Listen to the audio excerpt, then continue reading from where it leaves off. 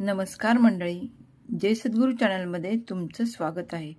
आज पुण्यात पालखी सोहळ्यात मला काही अशा वारकऱ्यांना भेटण्याची संधी मिळाली ज्यांची श्रद्धा आणि भक्ती पाहून मन भरून आले। 90 वर्षांचे आजोबा आजही पायी वारी करतात। चला त्यांच्याच तोंडून ऐकूया त्यांच्या वारीचा प्रवास।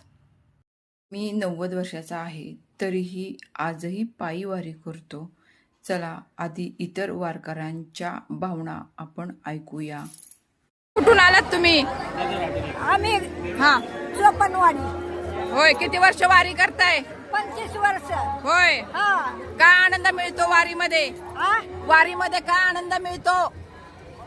काय वाटतं वारीमध्ये काय वाटतं? काही नाही, आनंद वाटतो। होय, आनंद वाटतो। एवढं तुम्ही लांब, एवढं वय झालं तरी तुम्ही एवढ्या लांब चालत जाता हो. वारीला? हो, छान छान माऊली। छान माऊली। माऊली, तुमचा व्हिडिओ घेऊ का? व्हिडिओ घेऊ का? तुमचं नाव काय पूर्ण? माझं कमल साळुंके।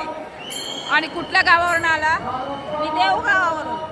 आणि तिथं म्हणजे देऊ गावामध्ये तिथं जवळ राहता का? मी देवस्थान मध्ये मी तिथं सेवेला आहे, 10 वर्ष झालं। हो का? मग सकाळी आणि वारी किती दिवस झाले करताय? वारी किती दिवस झाले करताय? 10 वर्ष झालं।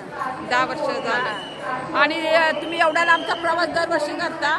चालत करता, चालत करता, आनंदात नाचत गात सगळं करीत असं छान छान करता। चांगलं करता।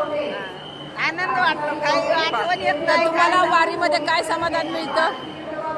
वारीमध्ये काय समाधान आनंद मिळतं? वाटतो, आयुष्य उचलून निघतं। होय, हा, चांगले। आणि तुम्ही तरुणांना काय संदेश देणार? तरुणांना काय संदेश देणार? काय म्हणतात? का तुम्ही तरुणांना काय संदेश देणार? काय नाही, देवाचं नाव घ्यायचं, विठ्ठल विठ्ठल म्हणायचं, रामकृष्ण आणि तुम्हाला विठ्ठलाकडे तिथं गेल्यावर काय समाधान मिळतं? पंढरपूरला माझी एक नात बिना कुठं न शिकायला जाता कीर्तन करते।